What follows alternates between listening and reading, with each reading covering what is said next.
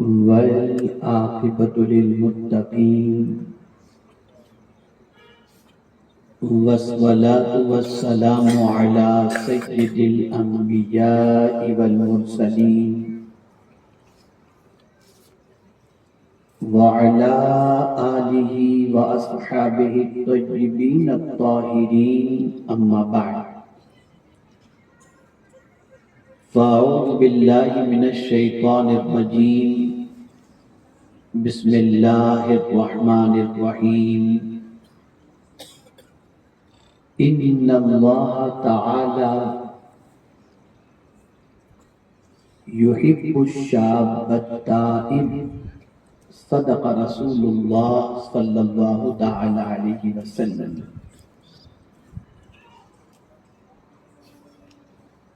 منبر رسول پر جلوہ گر سادات کرام، علماء ذوی الاحترام، حاضرین و حاضرات و ناظرین، السلام علیکم ورحمۃ اللہ وبرکاتہ۔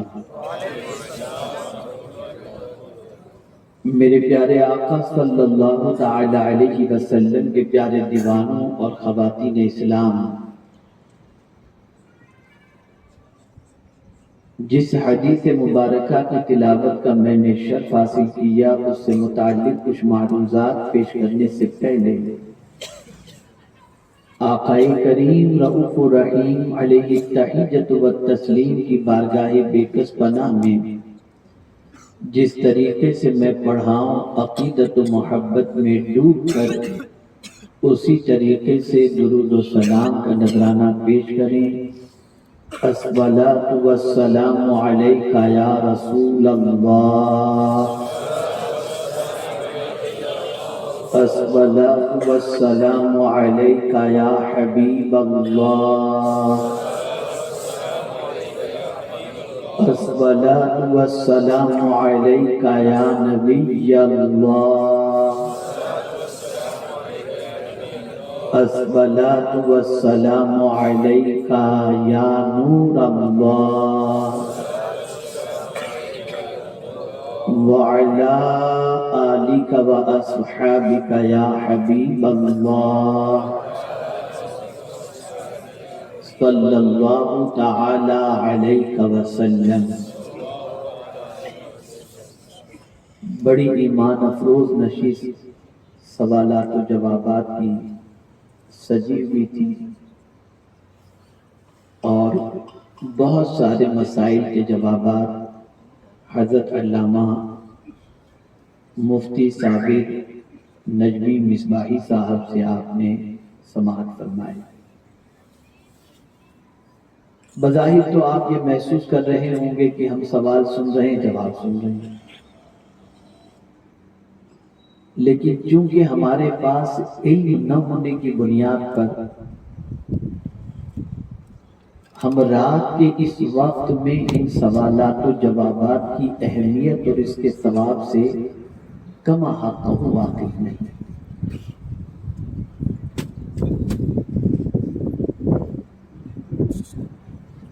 آقا کریم رؤوف الرحیم علیہ التحیۃ والتسلیم کے ارشاد کی روشنی میں اگر سوالات اور جوابات کی نشست سے جو آپ نے فائدہ حاصل کیا، میں اگر اس کے ثواب کو آپ کے سامنے پیش کروں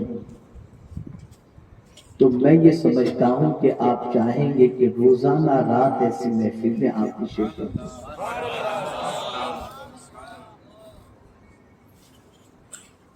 بہت سارے ہمارے بھائی ہماری بہنیں ایسی ہیں جو نوافل کی کثرت کی عادی ہیں۔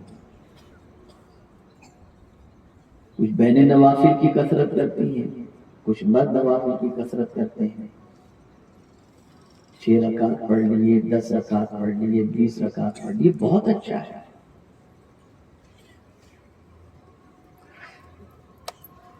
آقا کریم صلی اللہ علیہ وسلم نے علم حاصل کر کے رات کو سونا یا دین کی ایک بات سیکھ کر کے سونا، وہ بھی رات کے وقت، اس کی فضیلت کیا فرمائی جاتی ہے؟ آقا کریم صلی اللہ علیہ وسلم فرماتے ہیں رات کو دین کی ایک بات سیکھ کر کے سونا یہ پوری رات عبادت کرنے سے بہتر ہے۔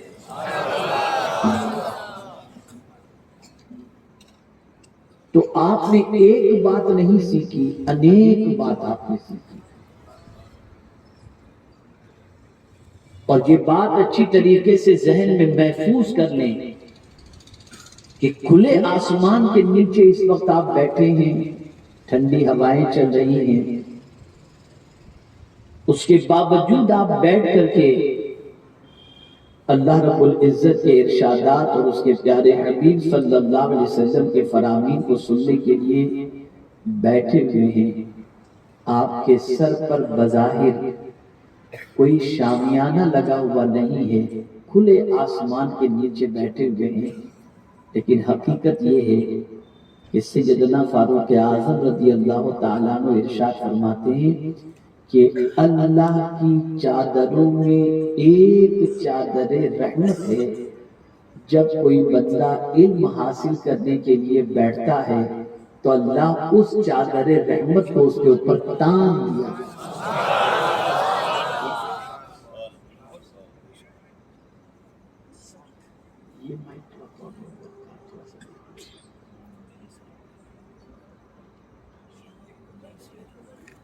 آخر یہ رات کے بارے میں کیوں فرمایا گیا کہ رات کو دین کی بات سیکھ کر کے سننا؟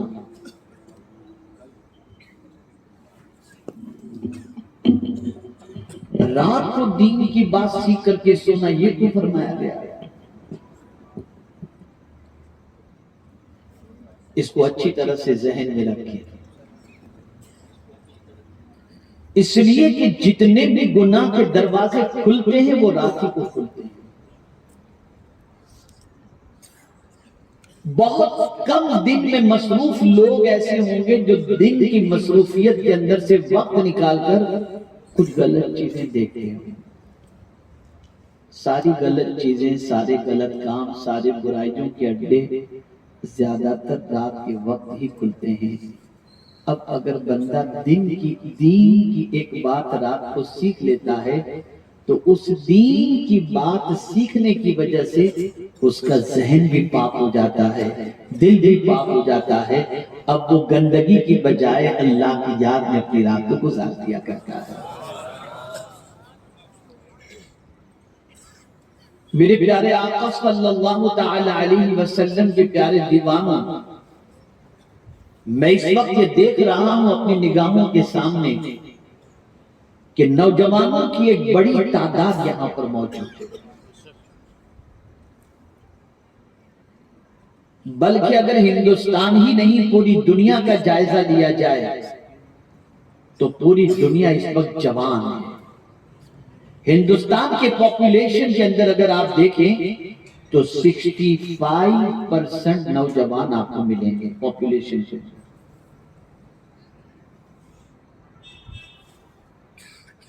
نوجوانوں کی بڑی اہمیت ہے۔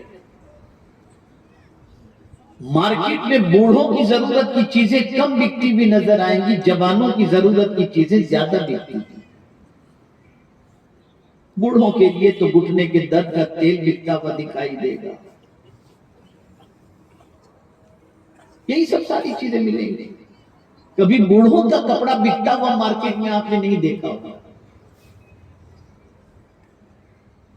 اور بوڑھوں کو اٹریکٹ کرنے کی چیزیں مارکیٹ میں بکتی ہوئی آپ کو نظر نہیں آئیں گی۔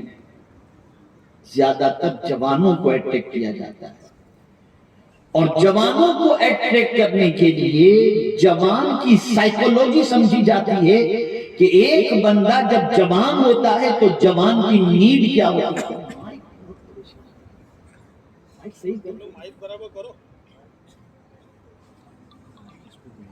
ایک مرتبہ درود شریف پڑھ لیں۔ اللہم صلی علی سیدنا و مولانا محمد معدن الجود والکرم وآلہ وصحبہ وبارک وسلم۔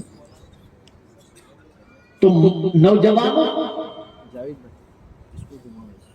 نوجوانوں کی سائیکولوجی پڑھی جاتی ہے، نوجوانوں کی تڑپ کیا ہے، نوجوانوں کی ضرورت کیا ہے؟ ایک بندہ جب جوان ہوتا ہے تو اس کے اندر کی فیلنگ کیا ہوتی ہے، اس کے اندر کون سے جذبات انگڑائیاں لیتے ہیں، اس کی کیا خواہش ہوتی ہے، کس چیز کی طرف اس کا اٹریکشن ہوتا ہے، کس چیز کی طرف اس کی طبیعت مائل ہوتی ہے۔ اس لیے آپ دیکھیں گے کہ جوانوں کی سائیکولوجی کو سامنے رکھتے ہوئے مارکیٹ میں ہر وہ چیز لانے کی کوشش کی جاتی ہے جو جوان لڑکوں کو، جوان لڑکیوں کو اٹریکٹ کرے، جس کی وجہ سے جوان اس طرف مائل ہو اور مائل ہونے کے بعد جوان اپنی ضرورت کو پوری کر سکے۔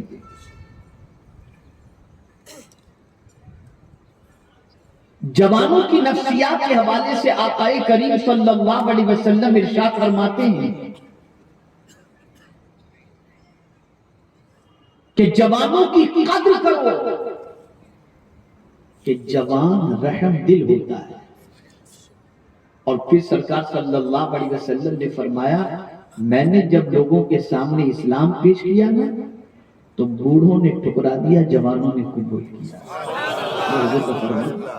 اور پھر ایک آیت بھی حضور نے تلاوت فرمائی،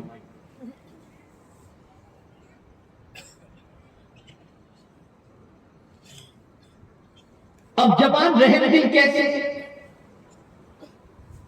بڑا چھوٹے دل کا ہوتا ہے، چاہے وہ لڑکا ہو یا لڑکی۔ ہماری لڑکیوں کا اور بچیوں کا تو کیا کہنا، بیچاری اتنی بھولی بھگت ہوتی ہیں کہ کوئی ہتھیلی میں چاند دکھا دے تو سمجھتی ہیں کہ بس ابھی چاند آسمان سے توڑ کر لے کر کے آئیں گے، پوری زندگی اس کے حوالے کر دیتے ہیں، اور پھر کچھ دنوں تک استعمال کر کے وہ کہتا ہے میرے بس کی بات نہیں ہے۔ یہ جماعت کا حال ہے۔ ہمارے پاس تو واقعات آتے ہیں، کیسز آتے ہیں اس قسم کے، اس نے وعدہ کیا، میں اس کے وعدے پر بھروسہ کر کے اس کے ساتھ میں نے ٹائم سپینڈ کیا، اور اس کے بعد ہوتی۔ یہ جوان کی پوزیشن ہے، بہت نرم دل ہوتا ہے۔ میرے پیارے آقا صلی اللہ تعالی علیہ وسلم کے پیارے دیوانوں، اور ساتھ ہی ساتھ جوان کی سائیکولوجی یہ ہے کہ وہ کوئی بھی چیز کو جلدی قبول کر لیتا ہے۔ ذہن میں رکھیے گا، جوان کسی بھی چیز کو قبول کرنے میں جلدی کرتا ہے، دیر نہیں کرتا۔ اس کو میں مثال کے ذریعے سمجھاؤں، ابھی میں جوشیلی تقریر کروں، جوان اٹھ کھڑا ہوگا ایک ہی منٹ کے اندر، نہ آگے سوچے گا نہ پیچھے سوچے گا، بھاگا سمجھا۔ اس لیے جب پروٹیسٹ ہوتے ہیں تو نعرے لگانے والے بوڑھے نہیں ہوتے، جوان ہی آپ کو نظر آئیں گے، پکڑ پکڑ کے لائے جاتے ہیں، گاڑیوں میں بٹھا کے لائے جاتے ہیں، پیسہ دیا جاتا ہے کہ کون کرے گا یہ سب۔ تو جوان کی نفسیات کے اندر جلد بازی ہے، عجلت پسندی ہے۔ جیسے کسی لڑکے کی نظر کسی لڑکی پر پڑ گئی، ایک بار نظر پڑ گئی، بس جلد بازی کے اندر کچھ نہیں سوچا، بس زندگی ختم کر ڈالی۔ لڑکی کی نظر لڑکے پر پڑی، کوئی بات چیت ہوئی، زندگی ختم۔ نہ آگے کا سوچنا، نہ پیچھے کا سوچنا، نہ دائیں کا سوچنا، نہ بائیں کا سوچنا۔ تو جوان کی نفسیات جو ہے اس کے اندر عجلت ہے، اور جوان نرم دل بھی ہوتا ہے، رحم دل بھی ہوتا ہے، وہ کسی کی تکلیف جلدی سے دیکھ نہیں سکتا۔ تو آقا کریم صلی اللہ علیہ وسلم نے ارشاد فرمایا، جوانوں کے ساتھ اچھا سلوک کرو، اس لیے کہ وہ رحم دل ہوتے ہیں۔ اب یہاں سے ایک چیز سمجھ میں آئی، اور وہ یہ ہے کہ جوان کے اندر بہت ساری خواہشات ہوتی ہیں، بہت سارے ارمان ہوتے ہیں، جوان ہوتے ہی بہت ساری تمنائیں انگڑائیاں لینے لگتی ہیں۔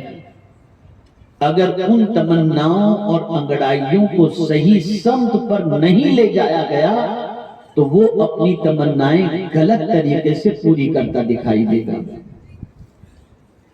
اور جب غلط طریقے سے اپنی تمنائیں پوری کرے گا تباہ ہو جائے گا۔ اسی لیے رسول اعظم صلی اللہ علیہ وسلم نے فرمایا، 3 چیزوں میں جلدی کرو، نماز کا وقت ہو جائے تو ادا کرنے میں جلدی کرو، اور بچہ یا بچی شادی کے لائق ہو جائے تو شادی کرنے میں جلدی کرے، اس لیے کہ جوان ہو گیا تو اس کے اندر خواہشیں ہیں، تو نکاح اگر جلدی کر دو گے تو خواہش اس کی جائز طریقے سے پوری ہو جائے گی، ورنہ وہ ادھر ادھر منہ مارتا ہوا دکھائی دے گا۔ اسی طرح سے ایک اور حدیث میں آپ کی سماعتوں کے حوالے کروں، آقا کریم صلی اللہ علیہ وسلم نے ارشاد فرمایا، بچہ 7 سال کا ہو تو نماز کا حکم دو، اور 10 سال کا ہو تو مار کے نماز پڑھو۔ سوال یہ پیدا ہوتا ہے کہ جب نماز فرض نہیں ہوئی تو مار کر نماز کیوں پڑھائیں گے؟ بالغ ہو تب نماز فرض ہوتی ہے، 10 سال میں لڑکا بالغ نہیں ہوا تو مار کر نماز کے لیے کیوں فرمایا جا رہا ہے؟ اس کی تشریح اس حدیث کی شیخ عبدالحق محدث دہلوی رحمت اللہ تعالی علیہ نے اشاعت اللمعات کے اندر فرمائی، بڑی پیاری ارشاد فرماتے ہیں کہ بچہ جب 10 سال کی عمر کو پہنچتا ہے تو قریب البلوغ ہوتا ہے، بالغ ہونے کے قریب ہوتا ہے، اس کے ہارمونز چینج ہوتے ہیں، اس کے اندر خواہشات اٹھنی شروع ہو جاتی ہے، خواہشات انگڑائیاں لینی شروع کر دیتی ہیں، تو اب 10 سال کی عمر میں بالغ بھلے نہیں ہوا، مار کے نماز کا عادی بناؤ، اس لیے کہ وہ نماز کا عادی بن جائے گا نا، تو جب بالغ ہوگا تو یہی نماز اسے بے حیائی سے روک لے گی، یہی نماز اسے بے حیائی سے روک لے گی۔ اے رسول گرامی وقار صلی اللہ تعالی علیہ وسلم کے دیوانوں، جوانوں کی بڑی اہمیت ہے، جوانوں کا مقام بہت عرف والا ہے، پوری دنیا میں اس وقت سب سے زیادہ کوشش اگر کی جا رہی ہے تو اسی بات پر کی جا رہی ہے، میرا جملہ تاریخی جملہ ہے، زندگی پر یاد رکھیے گا، ایک بھی جوان پاکیزہ رہنے نہ پائے،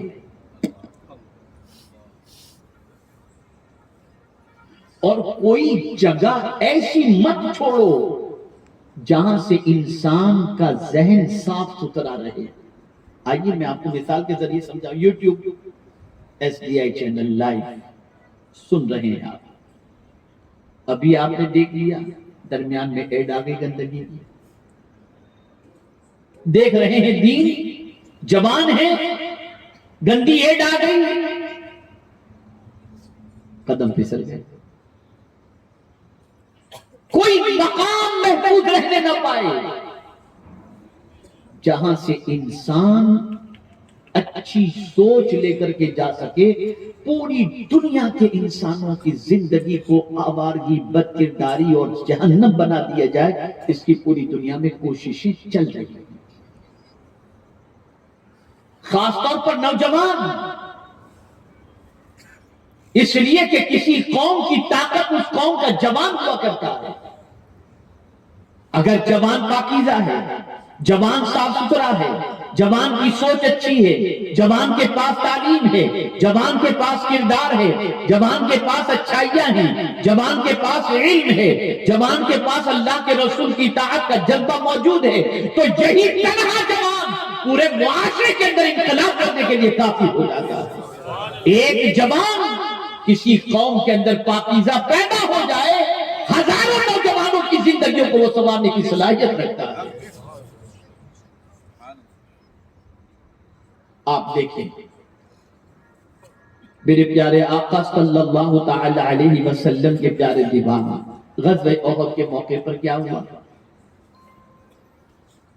رسول گرامی وقار صلی اللہ تعالی علیہ وسلم کے دندان مبارک شہید ہوئے، خون نکلا، ایک جوان صحابی اس خون کو چوس لیتے،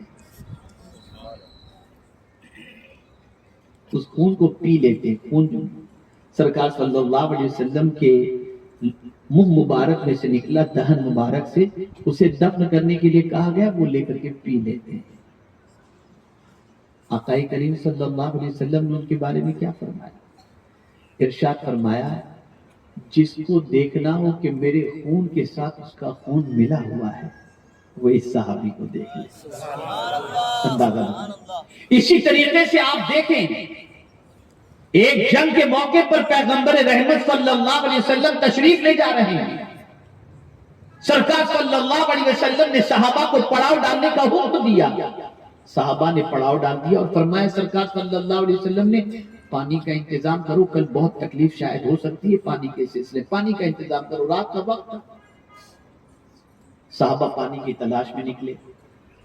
آقا کریم صلی اللہ علیہ وسلم اپنی اونٹنی پر سوار تھے اور اونٹنی پر رسول اعظم صلی اللہ علیہ وسلم پر غنودگی طاری ہوئی اور آقا کریم صلی اللہ علیہ وسلم کی آنکھ لگ گئی.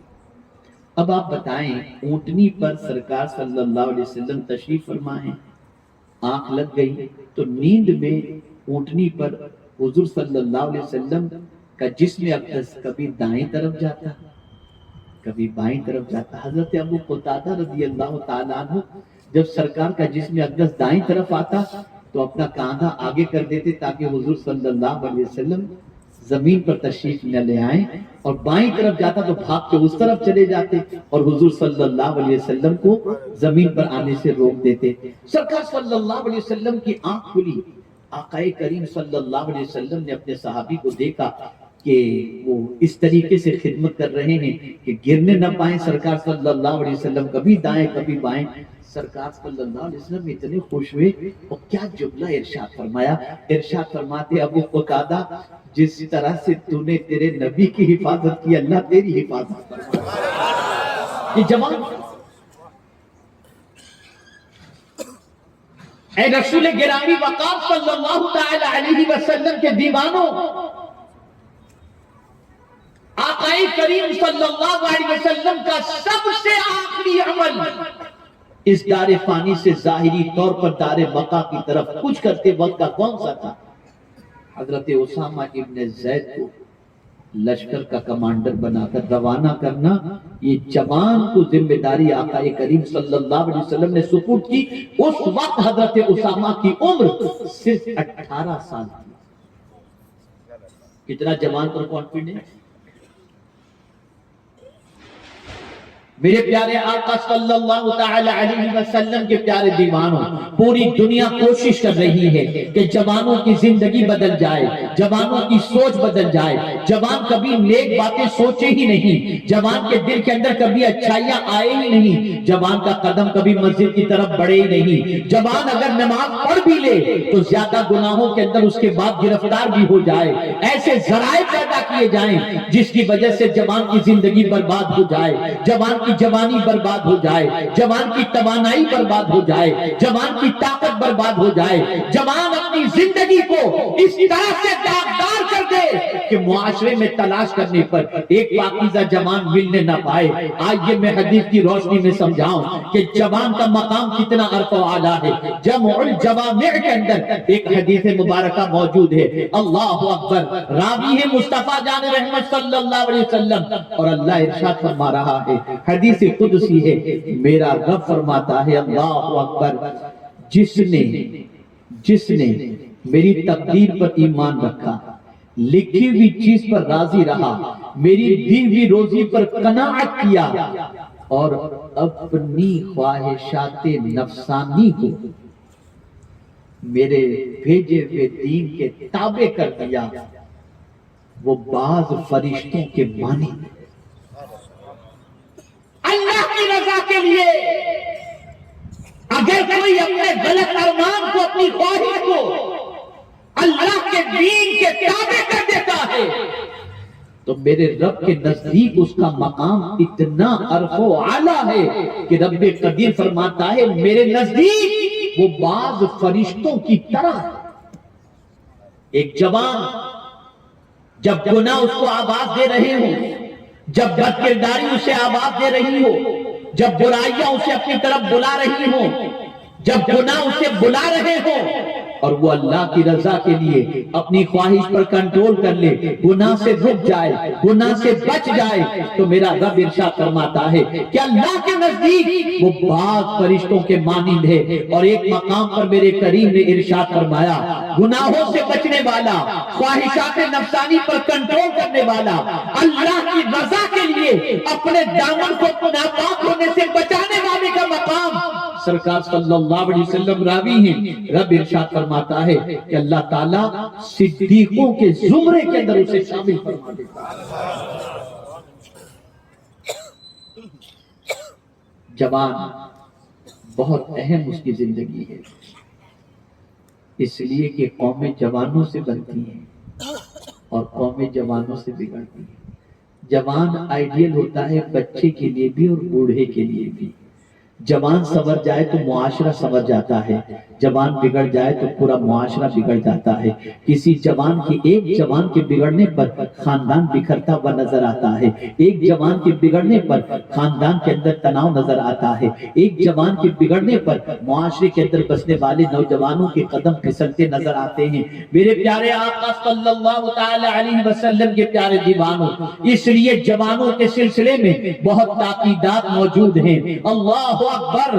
اور اگر کوئی جوان اپنی جوانی کو اللہ کی بندگی میں گزارے، اللہ کی عبادت میں گزارے، تو اس کا مقام کیا ہے جانتے ہیں؟ آقا کریم صلی اللہ تعالی علیہ وسلم نے ارشاد فرمایا، عرش کے سائے میں چند خوش نصیبوں کو اللہ جگہ عطا فرمائے گا، 7 خوش نصیبوں کو جگہ عطا فرمائے گا، ان میں سے ایک کون ہے؟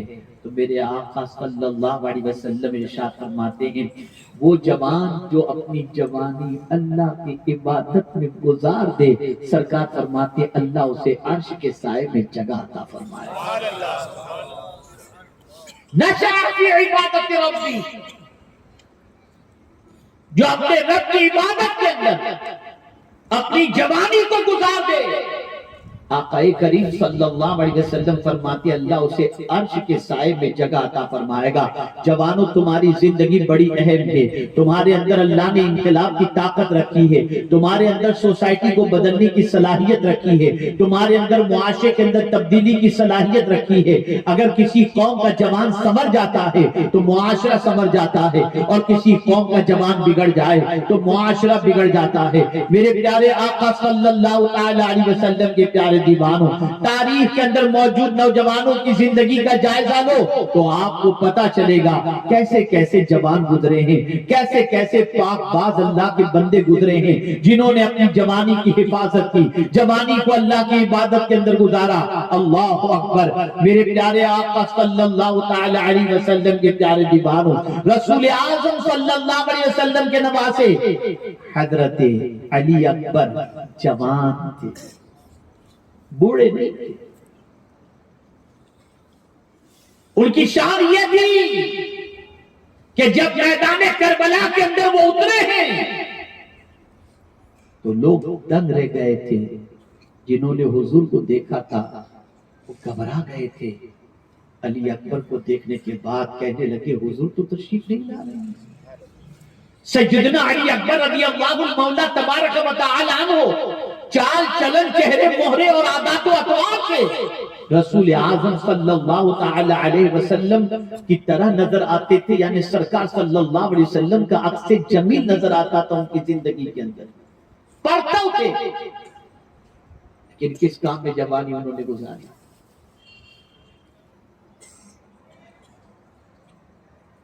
نبی کے دین پر اور اس کی آبیاری پر اپنی جوانی کو قربان کر کے دنیا کے جوانوں کو درس دیا کہ صرف میرے بابا جان اور نانا جان اور میرے دادا جان کے نام کی محبت کے نعرے لگانے سے کام نہیں چلے گا۔ ہماری زندگی دیکھو، ہم کو تو جنت کا سرٹیفکیٹ پہلے سے ملا ہوا تھا، لیکن ہم نے اپنے نانا کے دین کے تحفظ کی خاطر اپنی جان جانے آفری کے سپرد فرما دی۔ اور آج ہماری قوم کے نوجوانوں کو دیکھو، چال بگڑی ہوئی، حال بگڑا ہوا، بس 31 نائٹ آ رہی ہے، بیٹھے ہوں گے ٹی وی کے سامنے، لڑکے بھی لڑکیاں بھی انتظار کرتے ہیں کہ 12 کیسے بجے، دھماکے کیسے ہوں، کیا ہو کیا نہیں، اور خرافات کو دیکھنے کے لیے پریشان ہیں۔ کتنی بے صبری کے ساتھ نئے سال کے شروع ہونے کے سلسلے میں بیداری کا مظاہرہ قوم مسلم کرتی ہے. کبھی اتنی بیداری تو اس کے اندر رمضان کا چاند دیکھنے کے لیے بھی نظر نہیں آتی. جس چاند کے بعد رحمت کا مہینہ، مغفرت کا مہینہ، نجات کا مہینہ آنے والا ہے، بلکہ اندر اندر کہتے ہیں ایک دن اور ٹل جائے تو اچھا ہے، ایک دن اور ٹل جائے تو اچھا ہے. یار یہ روزہ رکھنا پڑے گا. آپ دیکھ سکتے ہیں کسی اور سے پوچھنے کی ضرورت نہیں، اپنے اندر جھانک کر کے دیکھیں کہ کیا یہ فیلنگ نہیں ہے، کیا یہ سوچ نہیں ہے کہ ایک دن اور رمضان ٹل جائے. اور عید کے چاند کے سلسلے میں اتنی بےتابی ہوتی ہے کہ 29 ہی ہو، 30 نہ ہو. یہ ہم لوگ چکا ہے. تمہیں جس طرف لے جانا چاہتی ہے دنیا اس طرف مت جاؤ.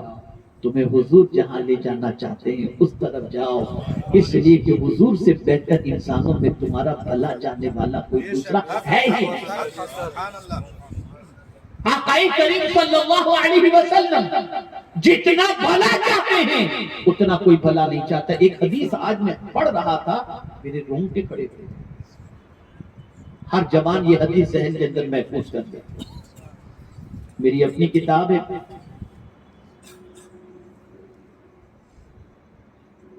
5 نبوی اصول، 5 نبوی نصیحتیں.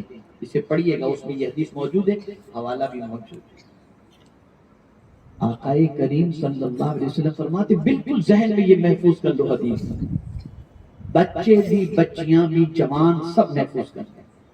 آقا کریم صلی اللہ علیہ وسلم فرماتے ہیں جس کسی جوان نے صبح اس حال میں کی کہ وہ صبح اس کی عبادت کے ساتھ ہوئی، صبح عبادت کے ساتھ اس نے صبح ہوئی اور اس نے فوراً اللہ کی بندگی کر لی، عبادت کر لی، فجر کی نماز پڑھی، جو بھی عبادت کرنی عبادت کر دیا، تو اس کا وہ عبادت کرنا. اگر کوئی بوڑھا بڑھاپے میں اسی طریقے کی عبادت کرے تو دونوں کے درمیان فرق ہے نا. بوڑھے کی عبادت اور جوان کی عبادت میں بڑا فرق ہے. جوان کی عبادت کا ثواب زیادہ ہے بوڑھے کے کمپیر کے اندر. بوڑھے کے کمپیر کے اندر جوان کی عبادت کا، کہ جوانی کے اندر وہ بہت سارے گناہ کی طرف بھی جا سکتا ہے، نیند بھی کر سکتا ہے، بہت کچھ کر سکتا ہے، لیکن جوان صبح اس حال میں کر رہا ہے کہ اللہ کی بندگی کرتے ہوئے کر رہا ہے. تو جوان کی عبادت اور بوڑھے کی عبادت میں جو فرق ہے نا، آقا کریم صلی اللہ علیہ وسلم ارشاد فرماتے ہیں وہ فرق ایسا ہی ہے جیسے رسول اور عام لوگوں کے درمیان فرق ہو. یعنی رسول اعظم صلی اللہ علیہ وسلم ارشاد فرماتے ہیں کہ اس طریقے سے ان کے درمیان فرق ہے کہ ایک رسول جس طرح لوگوں میں افضل و اعلیٰ ہے، ایسے ہی ضعیفوں کے اندر اگر کوئی نوجوان عبادت کرتا ہے تو اس کی عبادت کا مقام ارفع و اعلیٰ ہے. رسول کے برابر کی بات نہیں کرتا، رسول جیسے کی بات نہیں کرتا. کہنے کا مقصد یہ کہ تمثیل کے ذریعے اتنی، جیسے رسول پاک ہوتے ہیں نا، ان کی زبانی پاک ہوتی ہے، ان کی زندگی پاک ہوتی ہے، ان کی سوچ پاک ہوتی ہے، وہ گناہ سے معصوم ہوتے ہیں. تو وہ جوان جو گناہ کی طرف جانے والا تھا لیکن گناہ کی بجائے اللہ کی عبادت میں اپنی صبح کر رہا ہے، تو اللہ تعالیٰ اسے اتنا اونچا مقام عطا کرتا ہے اس کی عبادت کو کہ اس کی عبادت کو پروردگار اس بلند و بالا مقام تک پہنچا دیتا ہے. جیسا کہ حضور صلی اللہ علیہ وسلم نے ایک مقام پر ارشاد فرمایا کہ باپ کی دعا اولاد کے حق میں وہ مقام رکھتی ہے جو نبی کی دعا امتی کے حق میں مقام ہے. تو کوئی نبی کے برابر نہیں ہو سکتا، لیکن فضیلت بتا دی گئی، مرتبہ بتانا مقصود ہے، مقام بتانا مقصود ہے. اے رسول گرامی وقار صلی اللہ تعالی علیہ وسلم کے دیوانوں، جوانوں کو چاہیے کہ صبح عبادت کے ساتھ کریں، رات عبادت کے ساتھ کریں، دین سیکھ کر کے رات گزارنے کی کوشش کریں، گناہوں سے اپنے دامن کو بچائیں، برائیوں سے اپنے دامن کو بچائیں، بدکرداری سے اپنے دامن کو بچائیں۔ میرے پیارے آقا صلی اللہ تعالی علیہ وسلم کے پیارے دیوانوں، اگر کوئی عورت گناہ کی دعوت دے اور جوان اللہ سے ڈر کر گناہ سے رک جائے اور گناہ نہ کرے، آقا کریم صلی اللہ علیہ وسلم ارشاد فرماتے ہیں اللہ اسے عرش کے سائے میں جگہ عطا فرمائے گا۔ آپ تو گناہ کے لیے ڈھونڈ رہے ہیں، اور میری بہنیں اگر برا نہ مانے تو میں عرض کروں، آج میں معاشرے میں دیکھ رہا ہوں، آج حالات بڑے خراب سے خراب تر اور بد سے بدتر ہوتے جا رہے ہیں۔ عورت کو غلط طریقے سے لباس زیب تن کرنے کی طرف ترغیب دلائی جا رہی ہے۔ بچیاں ایسے کپڑے پہنتی ہیں کہ جسم چھلکتا ہو، آدمی نہ دیکھنا چاہتا ہو، نہ گناہ کرنا چاہتا ہو، پھر بھی وہ اتنی بے حیا اور ننگی نظر آتی ہیں کہ آدمی اس کی طرف مائل ہو جاتا ہے۔ جوانوں کی جوانی داغدار ہو جاتی ہے، نگاہیں بہک جاتی ہیں، سوچ بہک جاتی ہے، کہیں کسی جگہ پر اب وہ چیز نظر نہیں آتی کہ کہیں بھی خواتین اس طریقے سے ہوں کہ آدمی اپنی نگاہوں کی حفاظت کر سکے۔ اللہ اکبر، میری بہنوں، میری بچیوں، یاد رکھو اچھی طریقے سے، اگر کوئی بچی، کوئی عورت اپنے جسم کی نمائش اس طریقے سے کرے، بلکہ ایسے کپڑے پہنے، ایسی بنے اور سنورے کہ اس کو دوسرے لوگ دیکھیں، یہ اس کے دل میں نیت ہو کہ میں ایسے کپڑے پہنوں، ایسی سنوروں کہ لوگ مجھے میری طرف مائل ہوں، ان کا اٹریکشن میری طرف مائل ہو، ایسی عورت کے لیے حضور نے اچھی بات نہیں فرمائی، بلکہ رسول اعظم صلی اللہ علیہ وسلم کے ارشاد کے مفہوم کی روشنی میں دیکھا جائے تو ایسی عورت پر لعنت برسائی گئی ہے، اور ایسی عورت کے سلسلے میں سخت وعید آئی ہے جو اس طرح سے رہتی ہے کہ دوسروں کی طبیعت اس کی طرف مائل ہے۔ میں ابھی لفٹ سے اتر رہا تھا ایک جگہ پر، برقع پوش ایک بچی اتنا پرفیوم لگائی تھی کہ پوری لفٹ مہک گئی۔ آپ جانتے ہیں عورتوں کے لیے خوشبو کے بارے میں حضور نے کیا فرمایا؟ سرکار صلی اللہ علیہ وسلم نے فرمایا عورتیں ایسی خوشبو لگائیں جس کا رنگ ظاہر ہو، خوشبو نہ ہے، خوشبو نہ پھیلے، رنگ ظاہر، اور مرد ایسی خوشبو لگائیں کہ خوشبو پھیلے۔ اور جو عورت، غور سے سنیے گا، جو عورت ایسی خوشبو لگاتی ہے جو خوشبو پھیلے، اس عورت کے آوارہ ہونے میں کوئی شک نہیں۔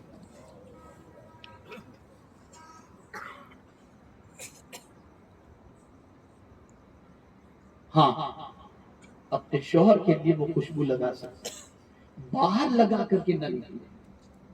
آج شوہر کے آنے کے ٹائم پر میلے کپڑے پہن لیں گے اور باہر نکلنا ہو تو فوراً پرفیوم لگائیں گے کہ بدبو نہ آئے۔ لا حول ولا قوت الا باللہ۔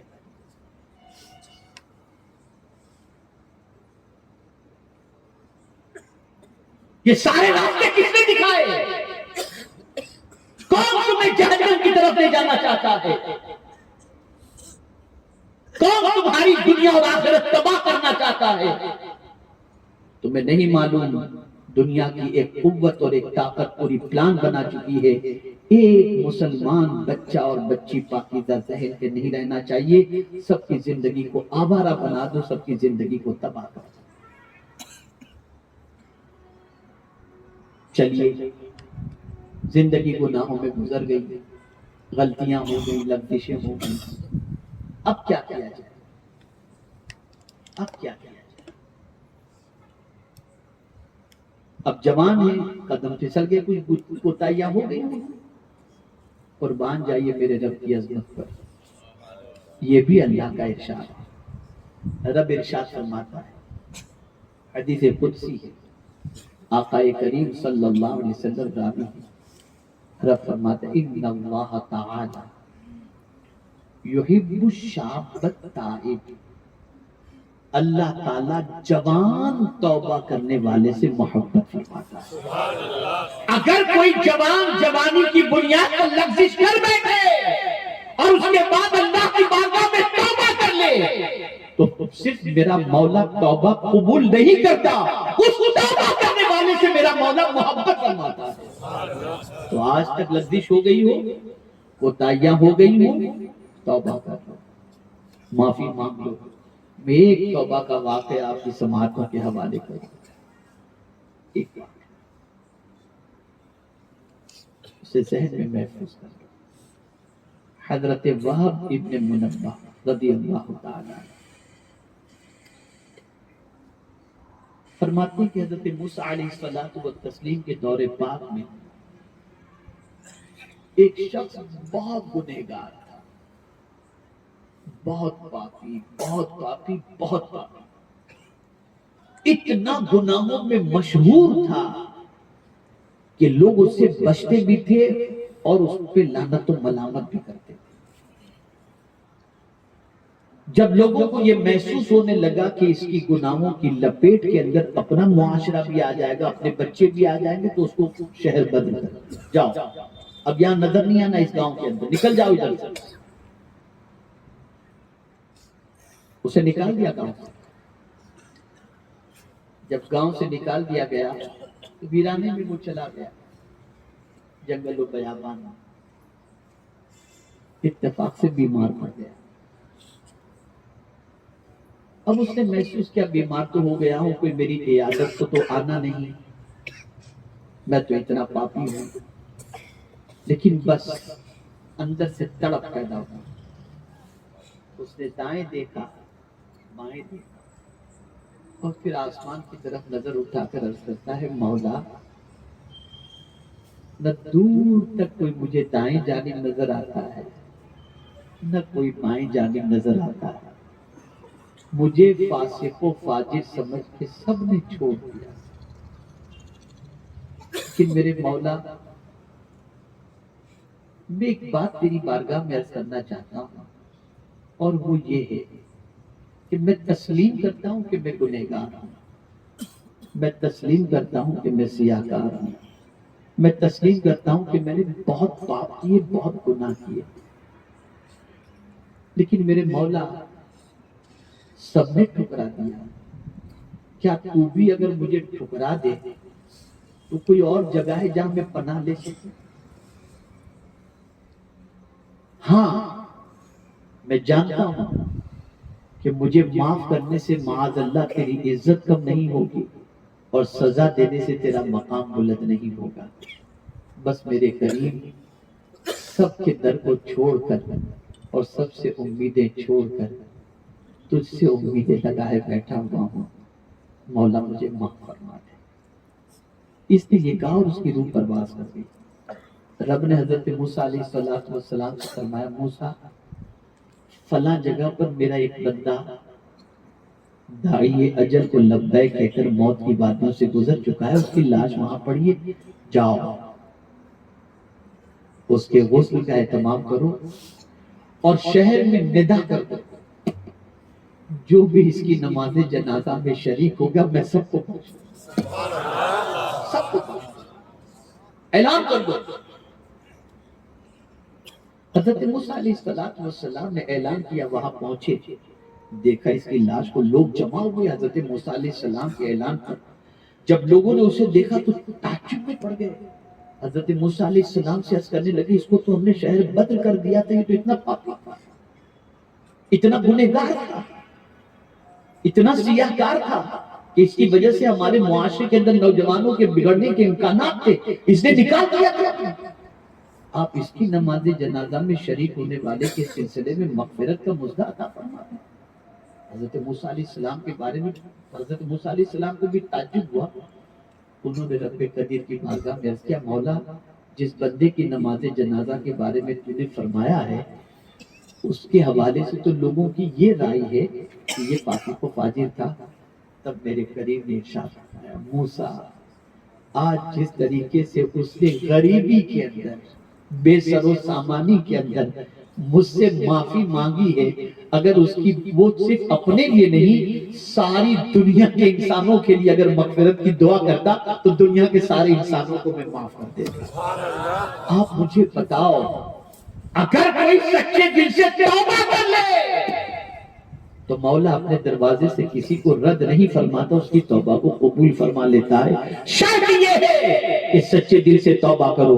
میرے پیارے آقا صلی اللہ تعالی علیہ وسلم کے پیارے دیوانوں، فحاشی، عریانیت، بدکرداری، آوارگی آج ہمیں دعوت دے رہی ہے، ہر طرف سے بلایا جا رہا ہے، گناہ پکار رہے ہیں، آوارگی پکار رہی ہے۔ بہت سخت امتحان میں آج کا نوجوان ہے، بہت سخت مرحلے سے آج کا نوجوان گزر رہا ہے۔ اے مسلمانوں، اے نوجوانوں، اپنی جوانی کو داغدار ہونے سے بچا لو۔ یاد رکھنا، آج گناہ سے تم بچ گئے، کل پر پروردگار جل جلالہ عزت کا تاج عطا فرمائے گا، دونوں جہاں میں سکون عطا فرمائے گا۔ گناہ میں لذت تو ہے، عزت نہیں ہے، گناہ کر کے کسی کو روزی نہیں ملتی۔ آج ہی سفر کے اندر مطالعہ کر رہا تھا اور مطالعے کے دوران کئی آیات ایسی آئیں جن آیات کی روشنی کے اندر میں یہ کہہ سکتا ہوں کہ اگر ان آیات پر مسلمان عمل کرے کبھی تنگدستی اس کے دروازے پر دستک نہیں دے سکتی۔ اسی طریقے سے فحاشی سے بچنے کے سلسلے میں، بے حیائی سے بچنے کے سلسلے میں اللہ نے ایک قانون عطا فرمایا۔ آئیے دو آیتیں آپ کی سماعتوں کے حوالے کروں اور اس کے بعد ذہن کے اندر آپ ان آیت کے مفاہیم کو محفوظ کر لیں۔ اب دیکھیے، بہت غور سے سنیے گا، وہ لوگ جن کو اللہ نے سرمایہ عطا کیا ہے، جن کو اللہ نے دولت کی فراوانی عطا کی ہے، جو اپنے بچے بچیوں کی شادی کے اندر لاکھوں کروڑوں روپیہ خرچ کرتے ہیں، ان کو میں سمجھانا چاہوں گا، ان کو میں دل و دماغ کے اندر بات اتارنا چاہوں گا۔ قرآن کہتا ہے ان الذین یحبون ان تشیع الفاحشۃ فی الذین آمنوا لہم عذاب الیم۔ بے شک وہ لوگ جو ایمان والوں میں بے حیائی کو پھیلانا پسند کرتے ہیں ان کے لیے ذلت والا عذاب ہے۔ آپ سوچیں گے ایمان والوں میں بے حیائی کو پھیلانا، آپ دیکھیں کہ شادیوں کے اندر ابھی کل میری بچی اپنی والدہ سے اس نے کہا ہوگا، اس کی والدہ نے مجھ سے کہا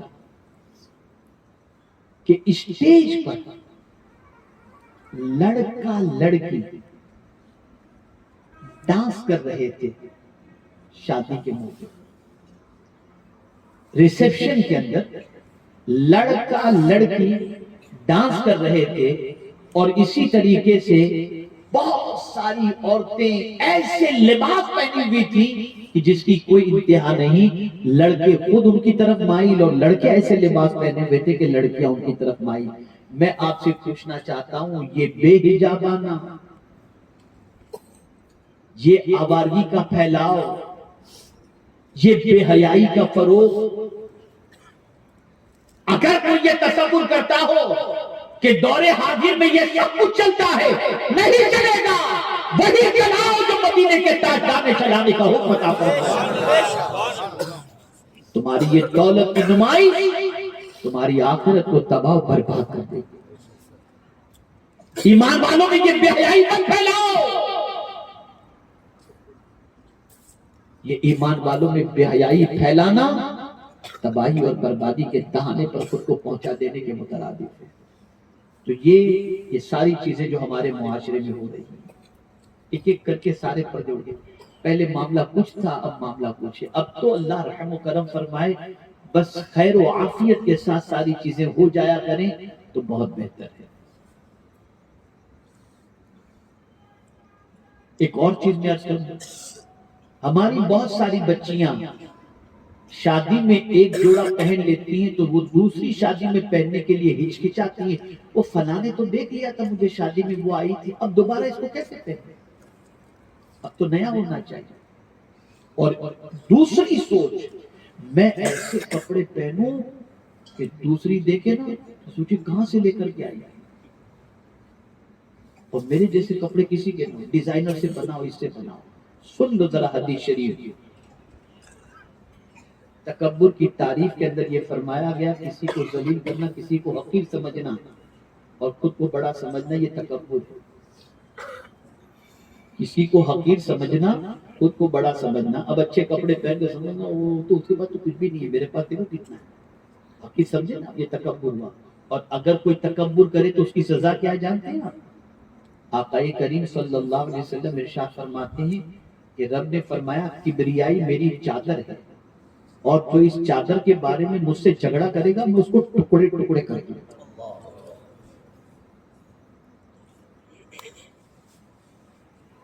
اس کو ٹکڑے ٹکڑے پانچ پانچ کرتے ہیں.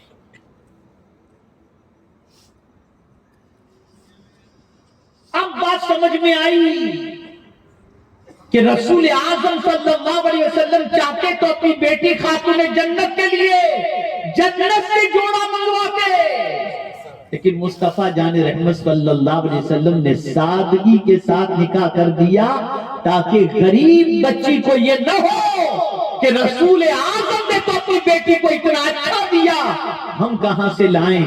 تو پیغمبر رحمت نے اپنی بچی کو اتنا ہی دیا کہ معاشرے کی کوئی غریب بچی بھی اس چیز کو اختیار کرنا چاہے یا ماں باپ دینا چاہیں تو اتنا دے سکتے. یہ سب خرافات آج ہیں.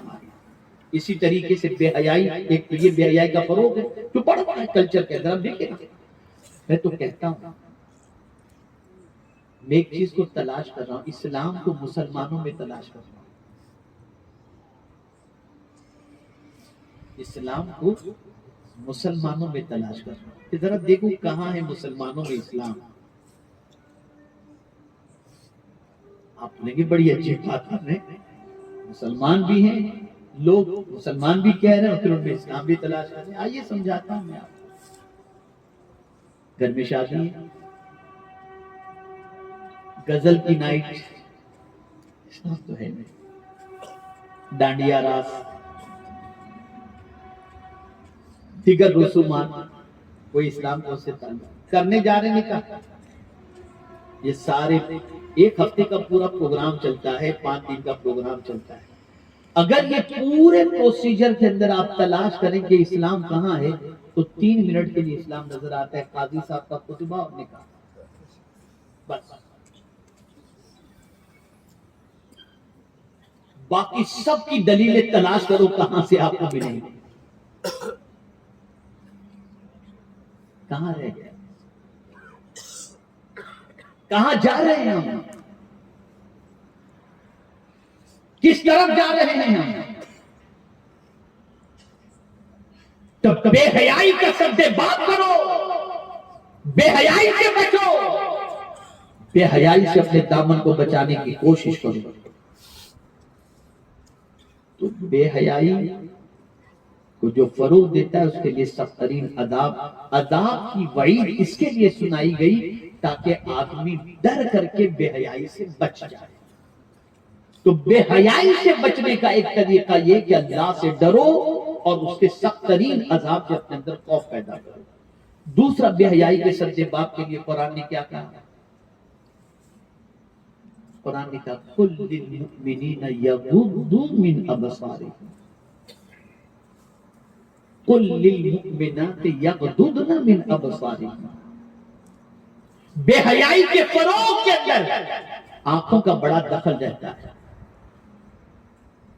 بڑا دخل رہتا ہے. تو قرآن نے پہلا لگا دیا نگاہیں نیچی کر کے چلو. میں جانتا ہوں ایک مولانا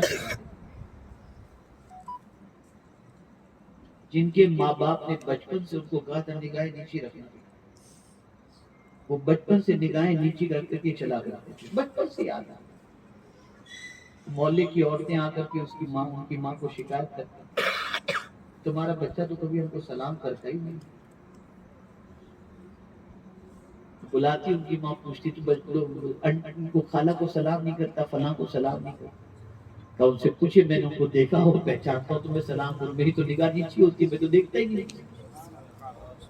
آپ جانتے ہیں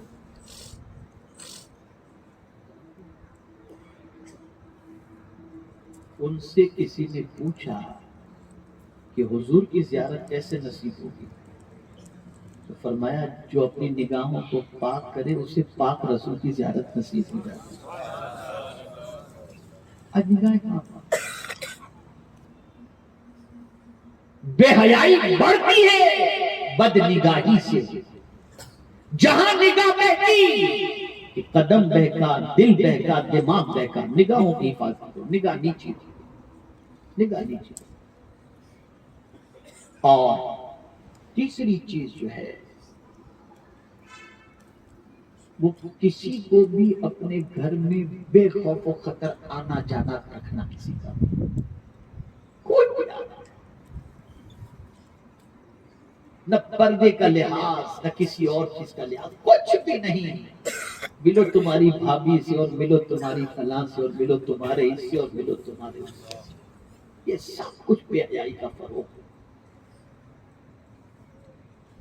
ارے قرآن نے تو یہاں تک کہا اپنے ماں باپ سے ملنے کے لیے جب تم گھر پر جاؤ نا، تب بھی ایسے وقت میں جاؤ اور اجازت لے کر کے جاؤ جو وقت ان کے لیے ایسا نہ ہو کہ ان کو کوئی مطلب تکلیف پہنچے، اور بغیر اجازت کے گھر میں جانے کے لیے اجازت بھی منع ہے، بغیر اجازت کے نہیں جا سکتے، یہاں کوئی بھی کبھی بھی گھس جائے، کوئی پرابلم نہیں، اجازت بہت ضروری۔ اور عورت کے لیے تو حضور صلی اللہ علیہ وسلم نے بڑی تاکید فرمائی، ایسے آدمی کو، ایسے لوگوں کو گھر میں آنے کی وہ اجازت نہ دے جس کا آنا اس کے شوہر کو ناپسند ہو۔ اور اچھی عورت کی علامت قرآن نے بتائی، فالصالحات قانتات حافظات للغیب بما حفظ اللہ، کہ اپنے شوہر کے ایبسنٹ کے اندر شوہر کے مال اور شوہر کی عزت اور امانت کی حفاظت کرے۔ یہاں بس اللہ ہی خیر کرنا۔ تو ان چیزوں کا خیال رکھو، بے حیائی کو روکو۔ یہ کام سب کو مل کر کے کرنا ہے۔ کیسے کریں گے؟ کیا مفتی صابر صاحب، مولانا ظہیر صاحب، دیگر علماء، مولانا الطاف صاحب، مبلغین، یہ لوگ خالی تقریر کریں اور کام رک جائے گا؟ نہیں، آپ نوجوان بھی عزم کریں، بچے بھی ارادہ کریں، بچیاں بھی ارادہ کریں، انشاءاللہ ہمارے معاشرے میں ہم برائی پھیلنے نہیں دیں گے، سب سے پہلے ہم بچیں گے اور دوسروں کو بھی بچانے کی کوشش کریں گے انشاءاللہ۔ یہ کوشش ہونی چاہیے۔ اور قربان جائیے مولا علی کرم اللہ تعالی وجہہ الکریم ارشاد فرماتے ہیں کہ مجھ سے آقا کریم صلی اللہ علیہ وسلم نے ارشاد فرمایا، اچانک میں کسی غیر محرم پر نگاہ پڑ جائے وہ معاف، نگاہ پڑی معاف، لیکن دوبارہ اگر کسی نے جان بوجھ کر کے دیکھا تو مولا علی فرماتے، سرکار فرماتے، اس کا حساب قیامت میں دینا پڑے گا۔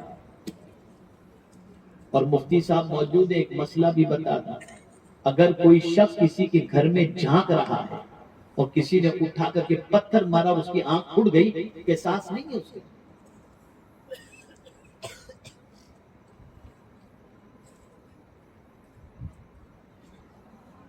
جہاں کا معاملہ دیکھیے، لڑکے اتنے آوارہ ہوتے جا رہے ہیں کہ العیاذ باللہ، العیاذ باللہ، گھر گھر کے بھوکے بھیڑیے کی طرح لڑکیوں کو اور عورتوں کو تان چھا کرتے ہیں، ڈرتے نہیں ہے کہ قیامت میں اللہ کی بارگاہ میں جواب دینا پڑے گا۔